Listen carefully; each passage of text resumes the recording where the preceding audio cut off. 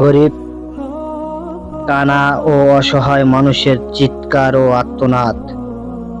মানুষ আল্লাহর সৃষ্টির মধ্যে সবচেয়ে মর্যাদাবান। ধনী, গরিব, অন্ধ, বধির, শক্তিশালী, দুর্বল সবই আল্লাহর বান্দা। গরিব, কানা, অন্ধ, অসহায় মানুষ সমাজের কষ্টে থাকে। তাদের আর্তনাদ আল্লাহর কাছে দ্রুত পৌঁছে যায়। হাদিসে আছে, মাজলুমদের দোয়া আল্লাহ ফেরত দেন না। গরিব মানুষের কষ্টের বর্ণনা: ক্ষুধা, দারিদ্রতা, চিকিৎসার অভাব, অন্যর অবহেলা, সমাজে তাদের চেয়ে চোখে দেখা। আল্লাহ কুরআনে বলেছেন, আর গরিব ও মিসকিনদের দান খয়রাত দাও। নবী করিম সাল্লাল্লাহু আলাইহি ওয়াসাল্লাম বলেছেন, গরিব মানুষকে সাহায্য করো, এতে তোমাদের রিজিক বৃদ্ধি পাবে।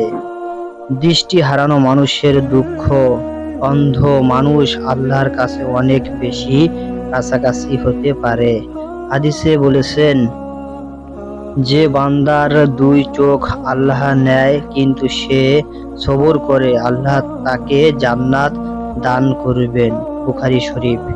সমাজের দায়িত্ব: তাদের উপেক্ষা না করে সাহায্য করা, শিক্ষা, কর্মসংস্থান, হেফাজতের ব্যবস্থা করা। এতিম, বিধবা, প্রতিবন্ধী, নিঃসন্তান মানুষ তাদের চিকিৎসার সমাজ কাঁপিয়ে তোলে। আল্লাহ তাআলা বলেন, এতিমকে কষ্ট দিও না, ভিক্ষুককে ধমক দিও না। সূরা দুহা। রাসূল সাল্লাল্লাহু আলাইহি ওয়াসাল্লাম বলেছেন, যে এতিমের মাথায় হাত বুলায় আল্লাহ তার জন্য জান্নাত নিশ্চিত করবেন। গরিবের কান্না ও অসহায় মানুষের চিৎকার অবহেলা করলে কিয়ামতের দিন জবাব দিতে হবে। মাজলুমের দোয়া জালিমকে ধ্বংস করে দেয়। আমাদের করণীয়: দান খয়রাত করা, প্রতিবেশীর খোঁজ খবর রাখা, অন্ধ, প্রতিবন্ধী, অসহায় মানুষকে সম্মান করা। আল্লাহ আমাদের গরিব, অন্ধ, অসহায় মানুষের সাহায্য করা তৌফিক দান করুন।